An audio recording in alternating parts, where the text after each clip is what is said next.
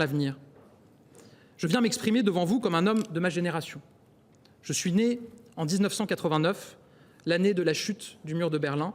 Je n'ai connu ni la guerre sur le sol européen, ni l'affrontement des blocs lors de la guerre froide. Je n'ai pas connu la visite du général de Gaulle à Montréal. Et je n'avais que 6 ans lors du référendum de 1995. J'ai grandi, comme tant de Français, avec l'idée qu'il existait de l'autre côté de l'Atlantique un nouveau monde dont la langue était le français et où l'avenir s'inventait, le Québec. Une terre qui m'avait, j'ai eu l'occasion de le dire, apporté plusieurs de mes héros, de mes références, de mes rires. Une terre de promesses et d'espoir, d'innovation et de liberté.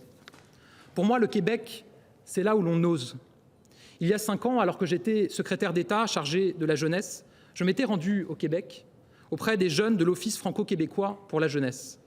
Je reste marqué par ces échanges, par l'énergie de la jeunesse québécoise, qui exigeait de nous de l'action et des solutions face aux défis de leur génération, de ma génération, par l'engagement de la jeunesse québécoise, qui voulait tenir la plume de son avenir, marqué par l'audace de la jeunesse québécoise, prête à entreprendre, à innover, à travailler dur pour accomplir ses rêves.